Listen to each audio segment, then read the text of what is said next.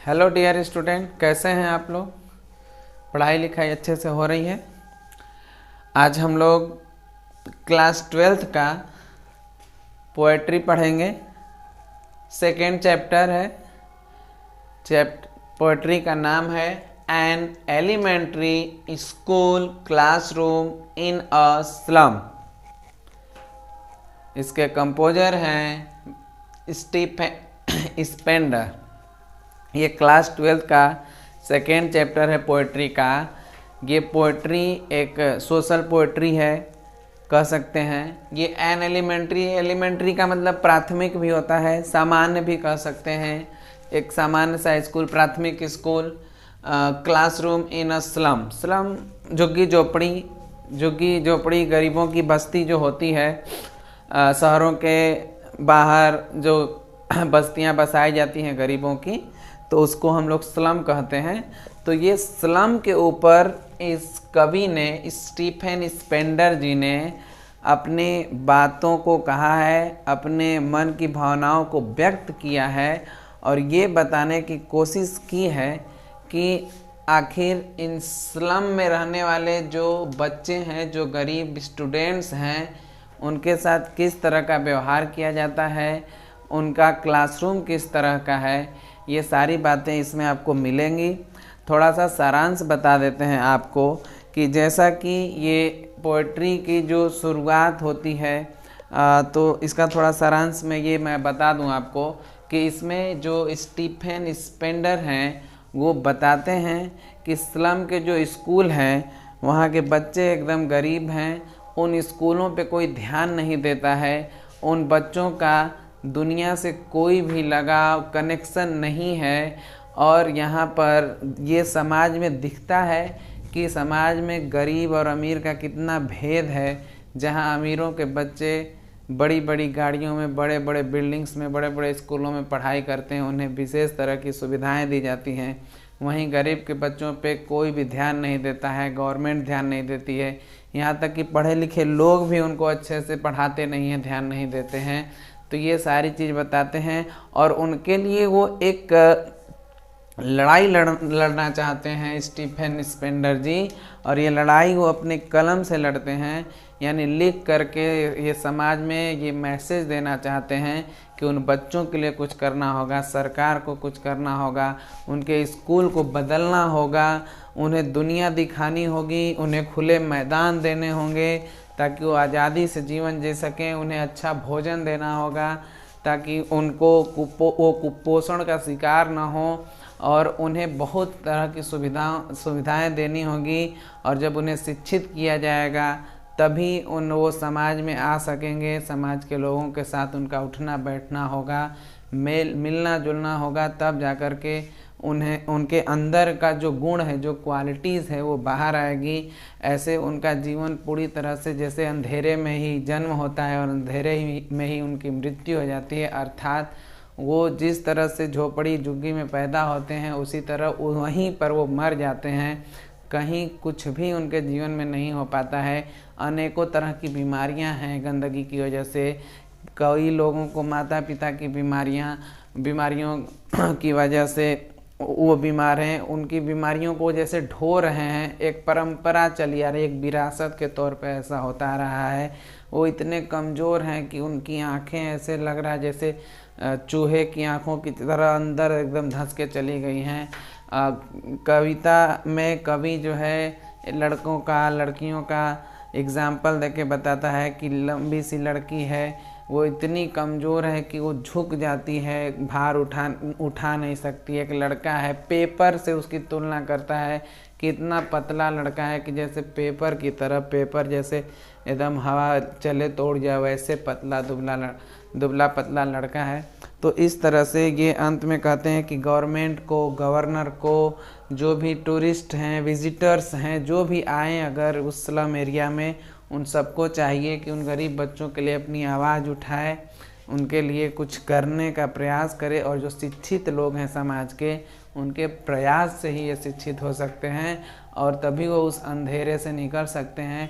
और उस अंधेरे से निकलेंगे, खुले वातावरण में जाएंगे, जैसे चमकते हुए सोने जैसे चमकते हुए बालू खुले मैदान में जाएंगे और वहाँ से उनको दुनिया दिखेगी, तब जाकर के वो एक सभ्य समाज का निर्माण करेंगे।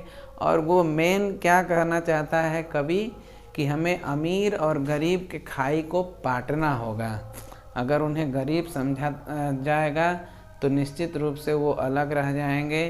तो गरीब और अमीर के बीच की जो दूरी है उस दूरी को बराबर करने के लिए, एक में लाने के लिए हमें एक पुल बनाना होगा। यानी एक पुल का तात्पर्य यहाँ पर है कि हमें एक जैसी सुविधा देनी होगी। उन गरीब बच्चों को भी उस तरह से हमें शिक्षित करना होगा ताकि वो मेन समाज में आ सकें और अपना जीवन अच्छे से जी सकें। तो हम लोग लाइन टू लाइन अब कविता को पढ़ते हैं। उसके बाद उम्मीद है आप अच्छे से समझ जाएंगे। लैंग्वेज थोड़ा टफ है, लेकिन कोशिश करूँगा मैं आपको कि इजी सेंटेंस में, इजी वर्ड्स में इन चीज़ों को आसानी से आपको समझा सकूं, ताकि आप अच्छे से इसे समझ सकें और परीक्षा में अगर इससे रिलेटेड कोई क्वेश्चन आता है तो अच्छे से कर सकें। तो यहाँ पे एक कविता, तो लाइन टू लाइन चलते हैं हम लोग कविता को लेकर के। पोएट्री के line to line. Far far from gusty waves these children's faces. These children's, ये जो दीज चिल्ड्रेंस ये कौन है? वो स्लम के बच्चे हैं, गरीब झोपड़ियों के, गरीब झुग्गी झोपड़ियों के बस्ती के जो बच्चे हैं उनको कह रहा है कि उन बच्चों से जो ब्रीजी विंड है, यानी मधुर जो हवा है, स्वीट जो एयर है, वो उनसे, उनके चेहरों से बहुत दूर है, अर्थात कि उन्हें एक अच्छा वातावरण नहीं प्राप्त है। लाइक रूटलेस वीड्स, जैसे कि कहीं पे भी जंगलों में, खुले मैदानों में जैसे बिना पौधा लगाए बड़े बड़े घास, बड़ी बड़ी झाड़ियाँ उग जाती हैं, ठीक उनका कोई महत्व नहीं रहता है, लोग उन पे ध्यान नहीं देते हैं। ठीक उसी तरह ये गरीब बच्चे हैं, ऐसा लगता है जैसे इनके जन्म का कोई, इनके पैदा होने का, इनके जन्म का कोई उत्सव ही नहीं है, ये बिना मतलब ही पैदा हो गए। अमीर लोगों का समाज उनके साथ इस तरह का व्यवहार करता है। The hair turn round their pallor, कह रहा है कि जो बाल हैं उनके, इन बच्चों के जो बाल हैं, गरीब बच्चों के, वो बाल जो है बिखरे हुए हैं, उनके चेहरे जो हैं पीले पीले चेहरों पे उनके जो बाल हैं खुले पड़े, बिखरे पड़े हैं। The tall girl with her weighed down head, कह रहा है कि एक लंबी सी लड़की है और उसके सर पे कोई भार है और उस भार को वो सहन नहीं कर पा रही है, जिसकी वजह से उसका सर झुक गया है। तात्पर्य क्या है कि इतनी गरीबी है, इतना ये सब बेबस लाचार हैं कि खाने को अच्छे से नहीं मिल रहा है, न्यूट्रिशंस नहीं प्राप्त हो रहे हैं। उसकी कमी की वजह से वो इतने कमज़ोर हैं कि हल्का सा भार भी वो नहीं सहन कर पा रहे हैं और उसका शरीर उस भार से झुक गया है। द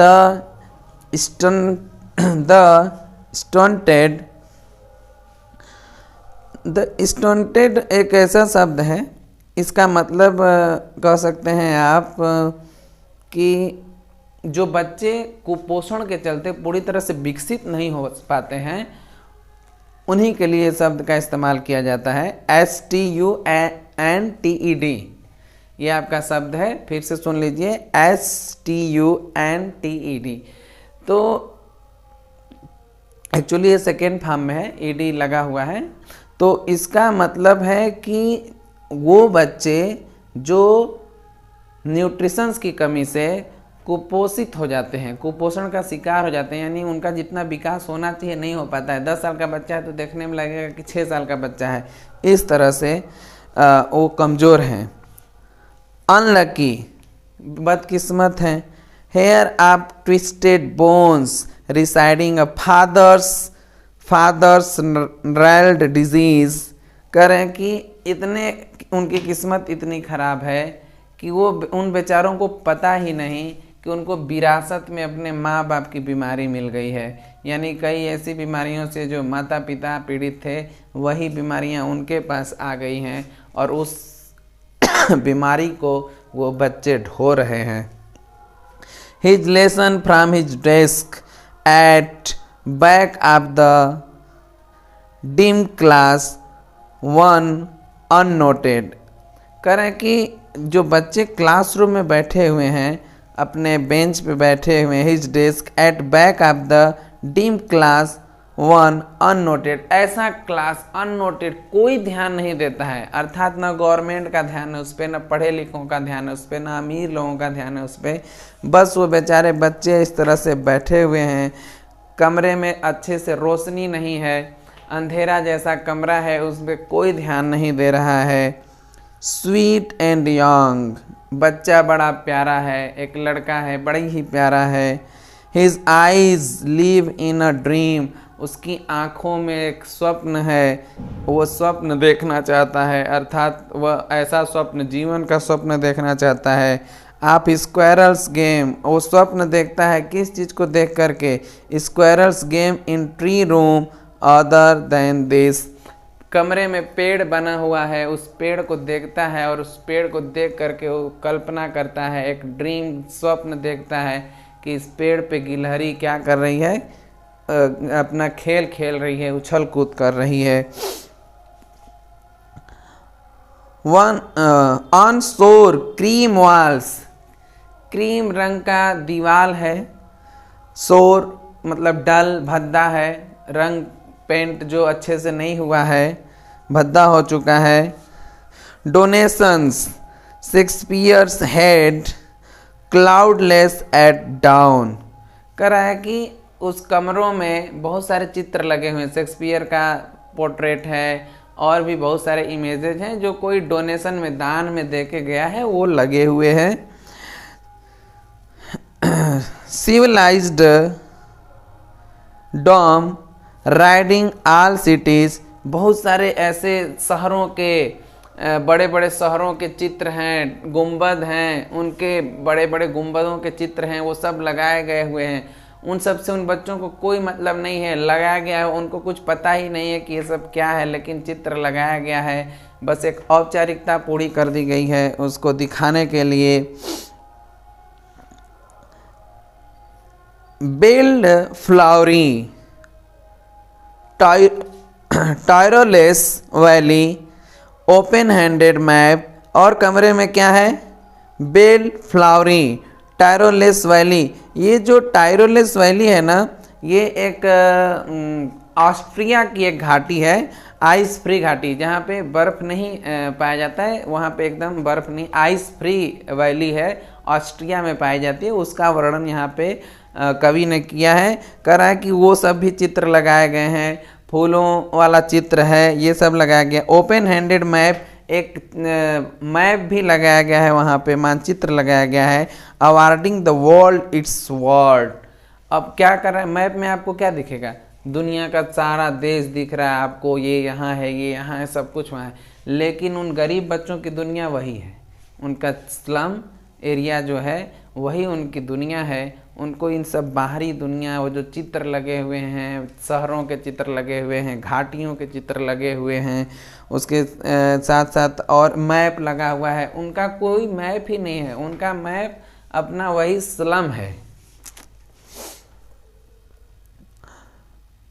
एंड एट, लेकिन फिर भी, फॉर दीज चिल्ड्रेन, इन बच्चों के लिए, these Windows not this map there world, कमरे में खिड़की है ना, कर खिड़की के बाहर जो कुछ दिख रहा है वही उनका दुनिया है, वही उनका संसार है, ये मैप उनके लिए कोई दुनिया नहीं है। मैप में कौन कौन सा देश चित्र में, मानचित्र में दिखाया गया है, उनसे कोई मतलब ही नहीं है, क्योंकि उनके बारे में उनको कोई जानकारी नहीं। उनको लगता है कि ये कमरा और उन कमरे के बाहर की जो चीज़ें दिख रही है वही उनकी दुनिया है। Where all their futures painted with fog, fog कोहरा, ओस, ओस यहाँ पे क्यों है, धुंधलापन को दर्शाने के लिए है कि उनका जो दुनिया है वो उनका कमरा है, और कमरे से जो चीज़ें दिख रही है जहाँ तक, वही उनकी दुनिया है, उसके अलावा उनको कुछ भी नहीं पता है। और इस तरह से जो कवि है वो एक्सप्रेस करता है अपनी बातों को और कहता है कि उनकी जो दुनिया है स्लम के बच्चों की, जो गरीब बच्चों की जो दुनिया है वो एकदम धुंधली है, अर्थात उनका फ्यूचर ब्राइट नहीं है। कहते हैं ना कि ब्राइट फ्यूचर नहीं है, ऐसा कुछ भी नहीं है उन गरीब बच्चों का, उन पे कोई ध्यान नहीं दे रहा है, इसलिए उनका फ्यूचर एकदम धुंधला है, इसलिए उसकी तुलना वो फाग से कर रहा है कवि। A narrow street sealed in with a lead sky. कह रहे हैं कि a narrow street sealed in with, narrow narrow माने छोटा, संकीर्ण, पतला। कह रहे उनकी दुनिया एक पतली सी गली में कैद हो गई है, यानी एक छोटे से स्लम में कैद हो गई है। Sealed in with a lead sky, और ये इस तरह से ऐसा प्रतीत होता है कि उनका फ्यूचर एकदम डार्क है, एकदम कह सकते हैं कि उनका फ्यूचर ब्राइटनेस नहीं है उनके ज़िंदगी में, अंधेरा ही अंधेरा है उनके जीवन में, पिछड़ापन ही है। Lead sky far far from reverse caps and stars of words, उनके जीवन में ना तो कोई रिवर्स है ना तो कोई कैप्स, मतलब यहाँ पे कह सकते हैं कि कोई ऐसा खुला हुआ जगह, खुला वातावरण, खुला हुआ ग्राउंड, इस तरह का कुछ भी नहीं है। न वो नदियों को देख पा रहे हैं, न खुले मैदानों को देख पा रहे हैं, और ना ही तारों को अच्छे से देख पा रहे हैं। यानी इतना उन्हें जो कवि है इस तरह प्रदर्शित कर रहा है कि उन बच्चों की दुनिया ये स्लम है, और स्लम के अलावा इनको न तारों के बारे में पता है, न नदियों के बारे में पता है, न खुले मैदानों के बारे में पता है, और यहीं इनका जन्म होता है, यहीं इनकी मृत्यु हो जाती है। न तो इस पे पढ़े लिखे लोग ध्यान देते हैं, न अमीर लोग ध्यान देते हैं, न सरकारें ध्यान देती हैं।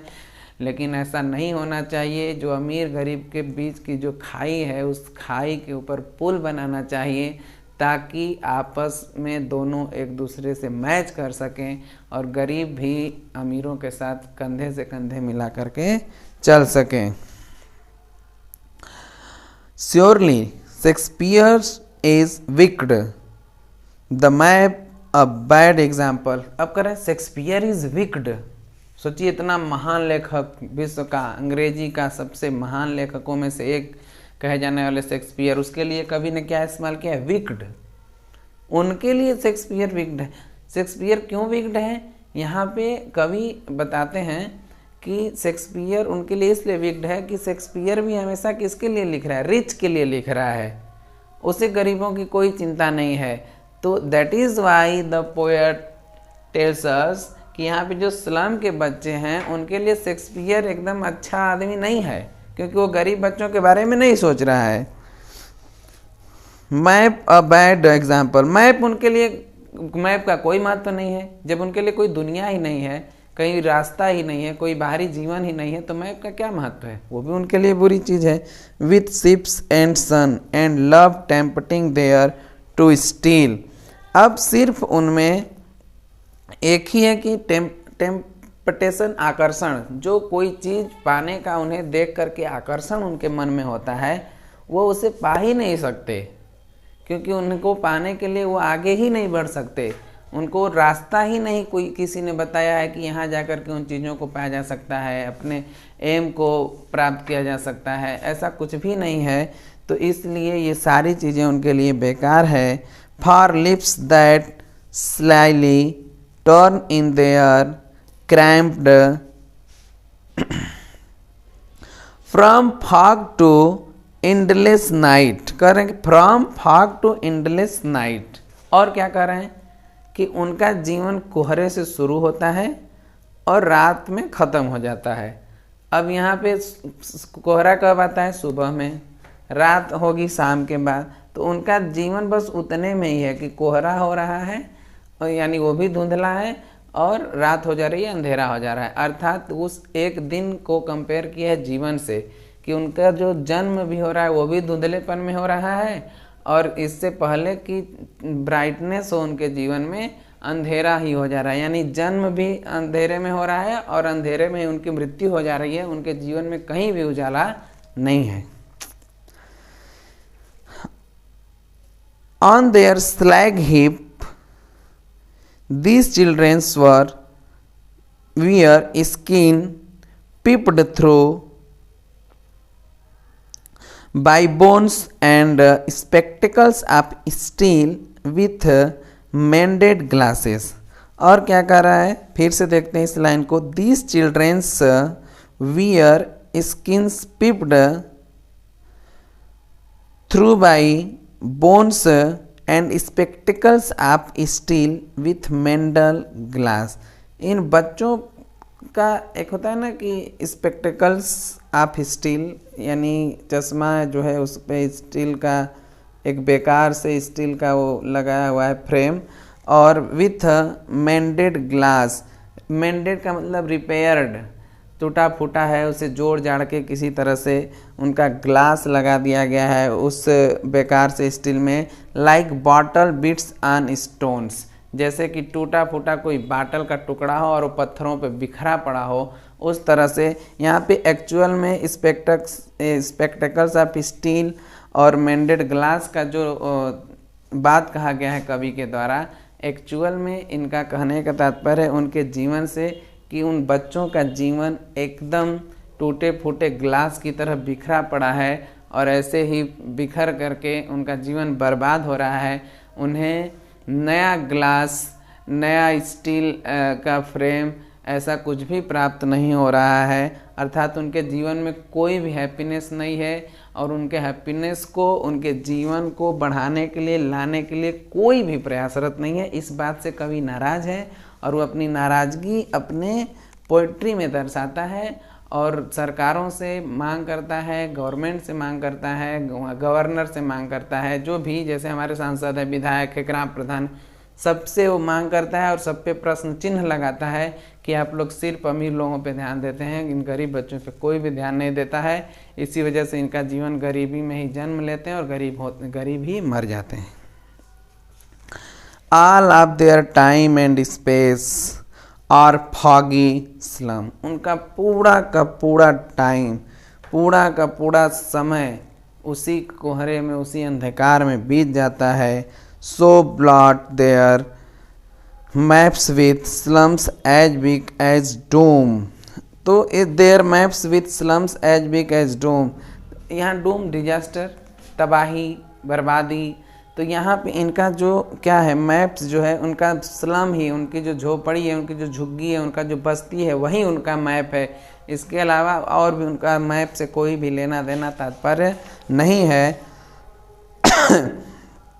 अनलेस, अब लास्ट में इतना सब कहने के बाद जो है कवि अपने अंतिम स्टेंजा में ये बात कह रहा है, वो डायरेक्टली इंडिकेट कर रहा है कि कौन कौन लोग जिम्मेदार हैं इन बच्चों के भविष्य के लिए, इनके इस जीवन के लिए कौन जिम्मेदार है। तो बोलते हैं अनलेस, जब तक कि गवर्नर, इंस्पेक्टर, विजिटर, जब तक कि गवर्नर नहीं तैयार होंगे, इंस्पेक्टर नहीं एक्टिव होंगे, विजिटर्स यहाँ के जब तक आवाज़ नहीं उठाएंगे आने वाले, this map becomes their window, ये map becomes their window and these windows that shut upon their live like catacombs. Catacombs का मतलब होता है टम्ब, गुंबज, तो मकबरा, गुंबज, इस तरह से। तो यहाँ पे कह रहे हैं कि this map becomes their window, यह मैप जो है बनता है इनका विंडो, खिड़की, and these windows that shut upon their lips, और ये जो खिड़की है, जो खिड़की नुमा मैप है इनका, इनके जीवन को यहीं पे रोक के रख दिया है। जस्ट लाइक कैटाकॉम, एकदम जैसे पत्थर की तरह, मूर्त की तरह, यानी ना आगे जा सकते हैं ना पीछे जा सकते हैं, इनका कोई जीवन ही नहीं है।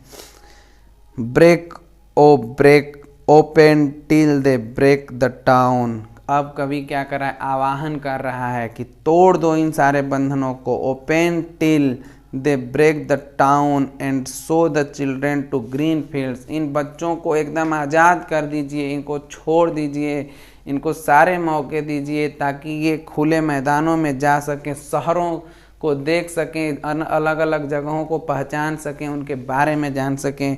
और चिल्ड्रेन टू ग्रीन फील्ड्स, इन्हें हरे भरे मैदानों को देखने दीजिए। एंड मेक देयर वर्ल्ड, और इन्हें खुद से अपनी दुनिया बनाने दीजिए, खुद से सोचने दीजिए कि उनके लिए क्या बेहतर है, क्या बुरा है, क्या अच्छा है, क्या भला है, कौन लोग अच्छे हैं, क्या करना है जीवन में। सिर्फ इन्हें ये पता चले कि ये स्लम ही दुनिया नहीं है, बल्कि दुनिया बहुत बड़ी है, और उस बड़ी दुनिया को उन्हें देखने के लिए मौका दिया जाए, उन्हें आज़ाद किया जाए, उन्हें स्लम से थोड़ा बाहर निकाला जाए। और इसके लिए सरकार, गवर्नमेंट, जितने भी सरकार से जुड़े हुए लोग हैं, जो पढ़े लिखे हुए लोग हैं, वही इनको पढ़ा लिखा बना सकते हैं। उन्हीं के आगे आने से, उन्हीं के बोलने से तभी जाकर के सिचुएशन, स्थिति सुधरेगी।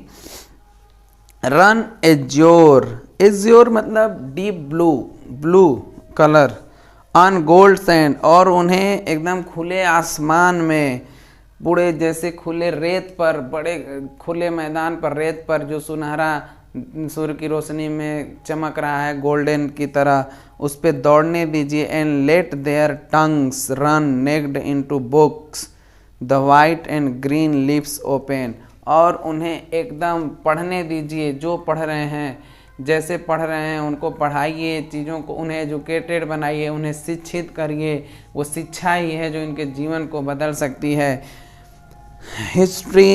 History theirs whose language is the sun, history theirs whose language is the sun. और क्या कर रहे हैं कि इन्हें जब खुला वातावरण मिलेगा, खुले आसमान के नीचे जब ये दुनिया को देखेंगे, यहाँ वहाँ जाएंगे आएंगे, तो ये सूरज ही उनके लिए एक भाषा बन जाएगा, एक सीख बन जाएगा। जैसे प्रकृति सिखाती है ना, तो प्रकृति ही उन्हें सिखाएगी, लोग सिखाएंगे। इस तरह से वो एक मेन स्ट्रीम सोसाइटी में खुद को जोड़ पाएंगे। अभी जैसे ये बार बार जो कवि है क्यों कह रहा है कि अमीर और पढ़े लिखे लोगों पे जोर क्यों दे रहा है, क्योंकि पढ़े लिखे लोग ना अपने तक मतलब रखने लगते हैं, और अगल बगल के समाज में जहाँ उन्हें बोलना चाहिए और लोगों के लिए आवाज़ उठाना चाहिए, वो कुछ नहीं बोलते हैं। और उनके न बोलने का परिणाम ये होता है कि तानाशाह मानसिकता के जो लोग होते हैं, इस तरह से वो चाहते हैं कि गरीब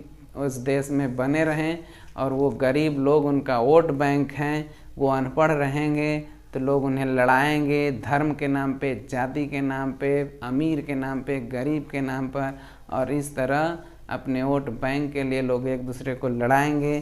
तो लोग नहीं चाहते कि अशिक्षित और गरीब लोग पढ़े लिखे बने, क्योंकि अगर वो पढ़ लिख लेंगे तो अपना अधिकार और हक मांगेंगे। तो इसलिए कवि बार बार इस बात पे जोर देता है कि इन लोगों को सबसे मजबूत अगर कोई चीज़ कर सकती है तो एजुकेशन है। तो इस तरह से ये कविता का पूरा सारांश हमने आपको लाइन टू लाइन बता दिया। अब here in the present poem, according to the poet, the children of slum area is not given, are not given good education, and they are not given the good classroom, they are not given the good schools and good teachers. The government facilities are also not given.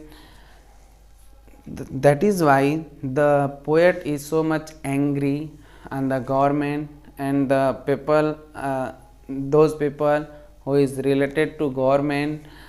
The poet demanded again and again good education for the slum children, and he also demanded for good foods, so that the problem of malnutrition cannot be there. They should be healthy. If they will be healthy, यदि ये स्वस्थ होंगे तो निश्चित रूप से इनका जो समाज में स्थान है वो एक अच्छा स्थान बना पाएंगे, सही से पढ़ पाएंगे, सही से सोच पाएंगे। तो ऑल दिस थिंग इज कह सकते हैं कि the poet here, the poet asks to government many things directly and indirectly. The poet blame the government for their condition, इनके कंडीशन के लिए सरकार को जिम्मेदार ठहराता है कभी। और इस तरह इसी and the poet also blame the rich people, he blames the educated people also. That is why he tells again and again to make these children educated. So this is education which can change their life, their lives, and education is really a power. if educated people help them to make them educated, the situation of these slum children surely will change. निश्चित रूप से बदल जाएगा। अब हमें लगता है कि इसमें जो भी कन्फ्यूजन होगा, चूँकि अभी थोड़ा मुझे लग रहा है कि ये थोड़ा लेंदी हुआ है, लेकिन थोड़ा लंबा चैप्टर था, तो फिर भी आप कोशिश करिएगा, अच्छे से पढ़िए। अगर नहीं समझ में आता है तो इस पर पुनः वीडियो बनाया जाएगा। Thank you.